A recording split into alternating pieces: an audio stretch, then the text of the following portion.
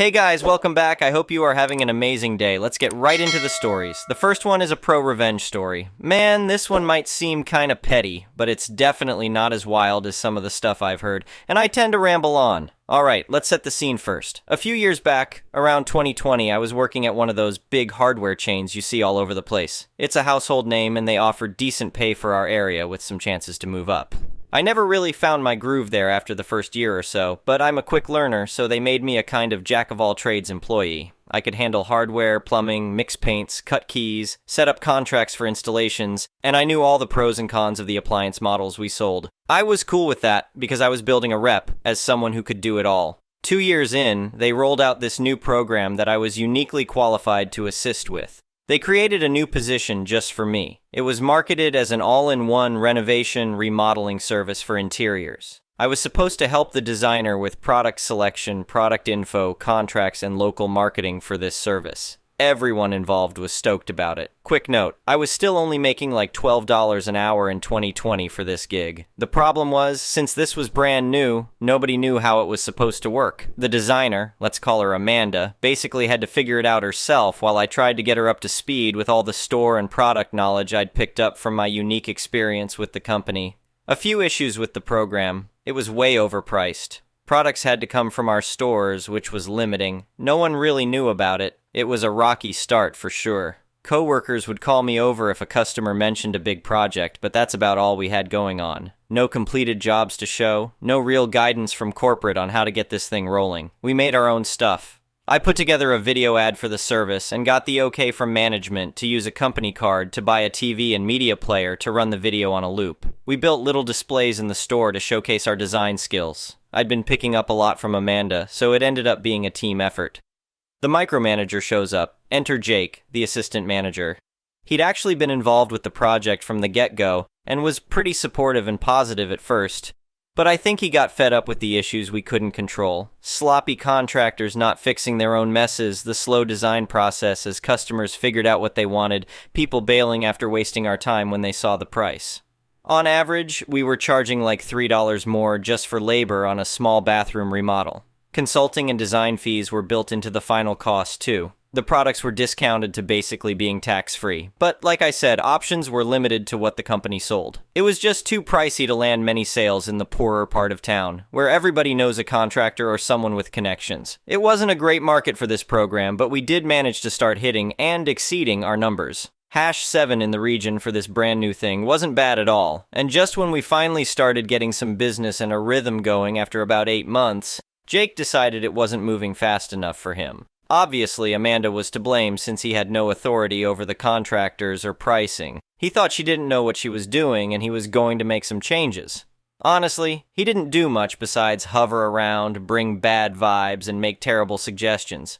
He didn't get the scope of what we had to do to get a customer out the door happy. He forced us to cut corners and get the sale as quick as possible without caring about liability for basically wrecking someone's room to redo it, or realistic timelines. Customers felt rushed and got anxious. They backed out. We ground to a halt. We'd only have 2 or 3 designs in progress at a time, but suddenly after busting our asses building this program, we had no customers for the first time in 6 months. Obviously, Jake wasn't cracking the whip hard enough on us, so he went harder and fired Amanda. I lost my patience. Justice served, you decide. I'm generally a chill dude, but I'd been working my tail off for this company, making peanuts on the promise that I was building towards something bigger. I'd put up with the incompetent managers who got their positions because they started there at 18 and made it their whole life. The toxic alpha male, I'll lead, you follow BS was too much. So I started messing with Jake, teasing him in a way where he couldn't really react without looking bad or losing control. I did that for a while and he left me alone to run the program in the interim since I was the only option left. Amanda and I had become friends though, so I was still pissed about how it went down. I wasn't finished yet, but I didn't know what to do. Eventually, they got another designer, and Jake had me moved back to what I was doing before. Passed over for several promotions that I was more than qualified for. The market was flooded with long-timers being shuffled around. Bad luck, but I was done with that place. One day, we got an email with a link to an anonymous manager review survey. The store computers were set up with a generic always-on user profile, so I wrote down the link and double-checked with a coworker that the links weren't unique. In every department I visited that day, I left a review for Jake. All different ratings, some good, some bad, but I made the good ones sound bad like I didn't know it was bad. I did that maybe 10 times. It wasn't character assassination or anything, just opinion-based stuff with vague examples so no one could pin it on me. I didn't lie either. I just said what people don't usually say out loud. That Jake guy is pretty assertive, you know? Like, he really takes charge and isn't afraid to shake things up. He could barely look anyone in the eye after that. A couple weeks later, he resigned as assistant manager and took an exterior design role on the other side of the store, as far away from the departments he used to oversee as possible. Basically the same thing we'd done with interiors, but he was in Amanda's old shoes now. I left a couple months after that to do tech support for a government agency, but while I was still in training, my friends from the store told me Jake had gotten canned. Maybe he learned something. At least he got a taste of how Amanda must have felt. They were both out of a job by Christmas. The next one is an entitled people story. Let me start by saying I'm no anti-vegan warrior or anything like that. To each their own, I always say. But when someone's dietary preferences start impacting my life and livelihood, that's when I draw the line. I own a small family butcher shop that's been passed down for generations. My grandpa opened it back in the 60s and my dad took over in the 90s. Now it's my turn to carry on the legacy. I inherited the shop when my dad retired a few years ago. It's always been a neighborhood staple around here. Folks come from all over to get our premium cuts of meat and homemade sausages. My dad's smoked kielbasa is legendary. Anyway, a new neighbor moved in a couple months ago. I'll call her Linda. The day she arrived, I brought over a gift basket as a welcome to the community. I like to do that for all the new folks on our block. It had some nice baked goods from the cafe down the road, a bottle of wine, and some of our popular sausages. Just a little sample of what our neighborhood has to offer. Well, Linda took one look inside the basket, gasped in horror, and shoved it back at me. Turns out she's a militant vegan. She went on this self-righteous rant about how meat is murder and she wanted no part in my animal cruelty. I tried explaining that our meat is all locally and ethically sourced, but she didn't care. She said the stench of death from my shop was already ruining her home and neighborhood. Pretty dramatic stuff. At first, I let it roll off my back. She had a right to her beliefs just as I had a right to run my business. But Linda took things too far. She started an online petition to get my shop shut down. She gathered a mob at the next town hall meeting to protest my slaughterhouse. Heck, she even stood outside my shop on weekends with a bullhorn, warning people not to enter my house of horror. Her smear campaign was relentless. It reached the point where my business started taking a hit. Longtime customers were staying away to avoid Linda's wrath. My shop's reputation was being dragged through the mud for no good reason. I tried talking to Linda, appealing to her sense of community and compromise. But it was useless. She wouldn't settle for anything less than me shutting down completely. Finally, I'd had enough.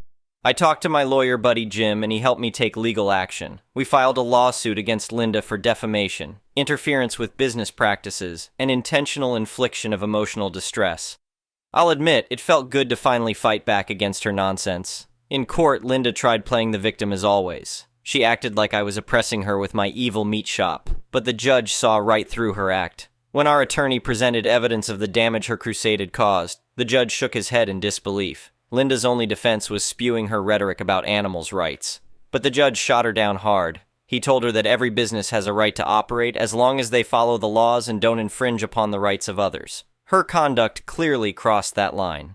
In the end, the judge ruled fully in my favor. Linda had to pay a hefty fine, write a public letter of apology, and stay at least 500 feet away from my shop at all times. She also faced criminal charges for disturbing the peace with her protests. I'll tell you, the look on Linda's face when the verdict was read was priceless. She never expected to face actual consequences for her actions, but justice was served. My shop is now back to normal with regulars coming by daily for their meat needs. Linda wisely moved away, not wanting to show her face around town after her courtroom thrashing. It just goes to show, you can't force your lifestyle on others, no matter how self-righteous you feel. If Linda had shown an ounce of civility from the start, we could have coexisted peacefully. But she had to learn the hard way where her rights end and mine begin. So, next time you think about imposing your dietary views on the world, remember Linda's example. Play nice with your neighbors, don't discriminate, and we'll all get along fine. Otherwise, you might just end up getting grilled in court. The next one is a petty revenge story. This happened a couple of years ago when my wife and I were moving out of our previous apartment. So, moving day comes, landlord shows up, and we walk through the whole apartment with him to hand it over. Even though he has some minor complaints in the end, he agrees to refund the deposit in full, and we part on good terms.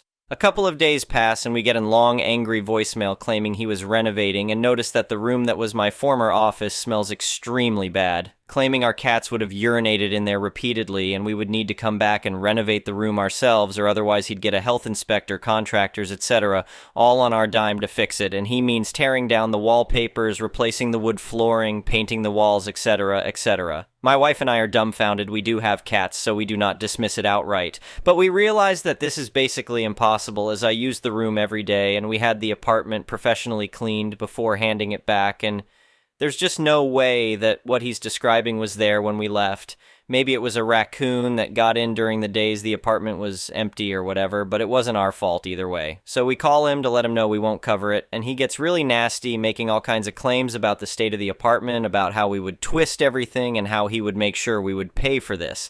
After 10 minutes of back and forth, I just hang up on him.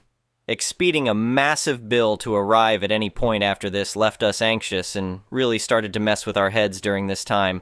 And of course we don't get our deposit back neither. Because of this whole ordeal and seeing my wife being worried about this all the time, I start to become really angry and dive a little deeper into our options. I discover that where we live, if a landlord does not formally claim a reason for holding back a deposit within 6 months of the end of the lease, they are by law required to refund it. So I figure that revenge is a dish best served cold and we just need to wait it out for another 3 months or so. And after that, it's our turn. I calculate the exact date when the 6 months have passed, and 1 day later just message him to please refund the deposit within 2 weeks. He just replies, "Yeah, sure, buddy."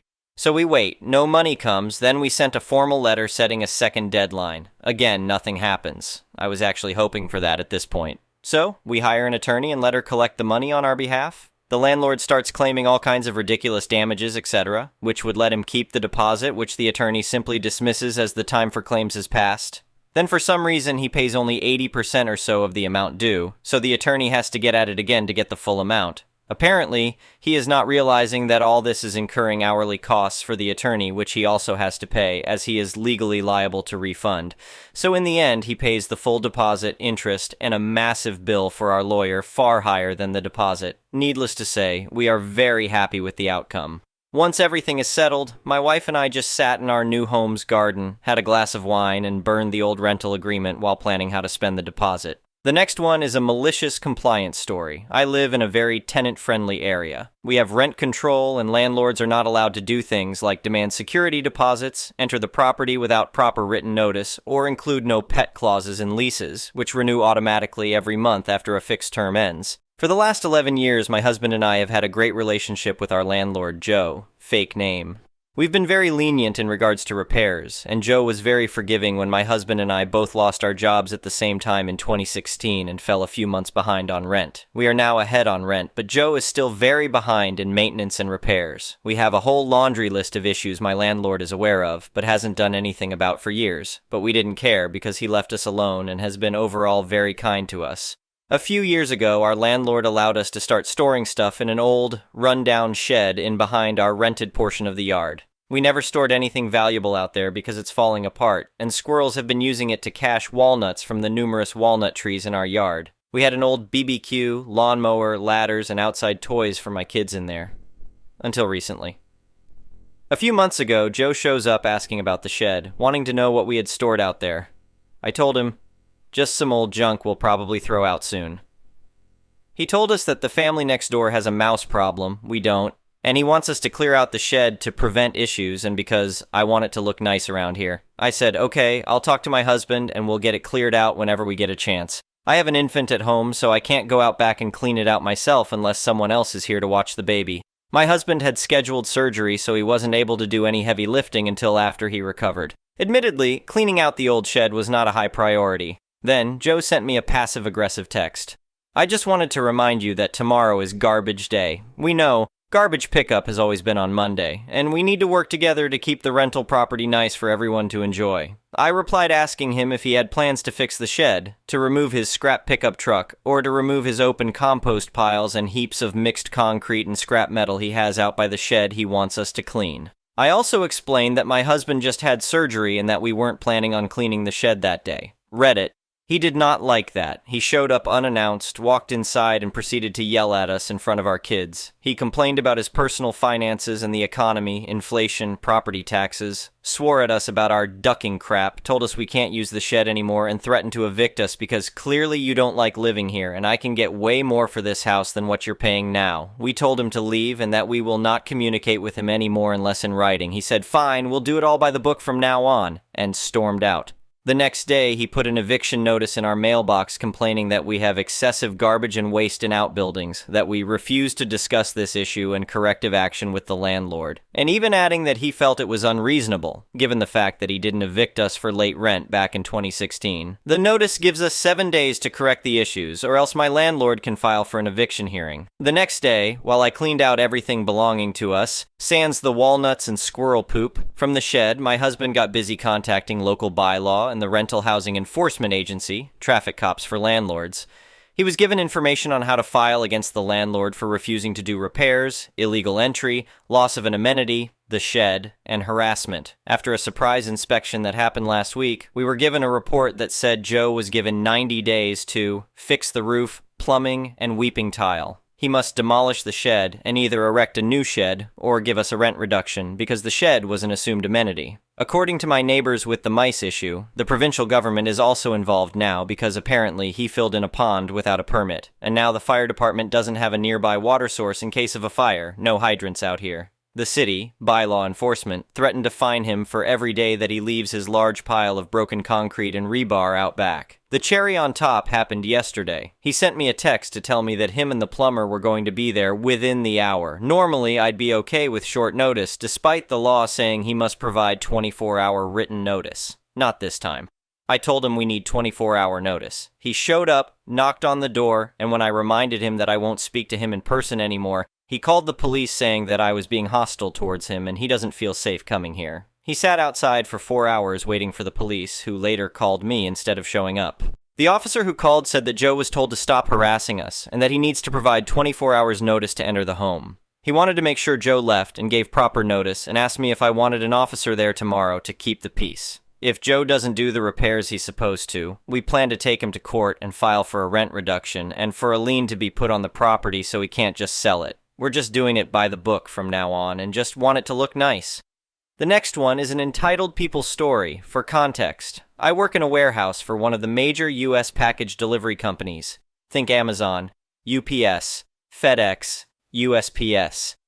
I load a straight truck, but I also handle the re-diverts, which are packages that mistakenly end up in the wrong parts of the building and need to be carted to the right area, for 3 separate areas, which can keep me pretty busy. Monday morning for us was a nightmare. We were incredibly short-staffed and busy as hell, so on top of handling my very packed truck and all the red averts, I was also assisting another work area that was way behind, assisting my manager in loading a semi-trailer. He has heart problems and shouldn't be doing so much hard work like that by himself, and checking on 3 other co-workers who had multiple straight trucks to load by themselves. My manager asked me to do all of this, since everyone else was also extremely busy. This meant my original truck would often get neglected and the packages would pile up until I could get back to loading them. Enter entitled coworker, or EC for short. EC has just come back from about a month off. She's responsible for sorting packages off one of the main conveyor belts and sending them to my work area, as well as a couple others. So when I'm not there to load my truck, it can get pretty backed up, and that stresses EC right out. Another thing about EC is she's been kicked out of every other part of the building for being too slow and constantly complaining. If you ask her to lift a heavy box, she cries that she can't do it. If it's getting busy and packages are piling up, she cries that she can't handle all the work. If another coworker snaps at her, it's a stressful job, so tempers can run high, and asks that she do her job, she cries that the other person started the fight. Her and I have had problems before. She once dropped an open bottle of Sprite all over a box containing very fragile medical supplies. Obviously, the box had to be damaged out and claim paid on it, but she insisted it was my fault it happened because my work area was getting backed up and she started throwing boxes where she shouldn't, but I just try to ignore her. I don't come to work to start drama or fights. I come to work, sweat my ass off, and get paid. So Monday, as I'm running ragged doing the jobs of 5 people, and my work area was getting backed up frequently. I walk over to hand some read-averts over to a different coworker who was also backed up and running ragged, and I look up just in time to see EC phone up, taking pictures of me, my work area, and my coworker's work area so she could send them to our manager to complain about how lazy we were being. Now, for those of you that don't know, taking pictures of personal packages and addresses is highly illegal. It counts as a form of mail fraud, which is a felony offense. If the United States Postal Inspection Services found out, our warehouse could have been raided, and she could have been thrown in jail. So not only is it rude, it's extremely and explicitly forbidden in the workplace. So as soon as I saw her do that, I started fuming. Thankfully, I happened to spot the sort manager, my manager's manager, across the way. So I stopped him and told him what happened, and he had a stern talking to with her. I didn't hear most of the conversation, but I did hear her crying, "Oh, but coworker," trying to pin all of the blame on him for being overloaded with packages. I don't think she got in serious trouble this time, but I doubt she learned her lesson, and if she does it again, I won't hesitate to go higher up. I hope this witch gets fired. Thank you for watching. I would really appreciate it if you could like the video and subscribe to our channel if you haven't already. We'll see you again tomorrow.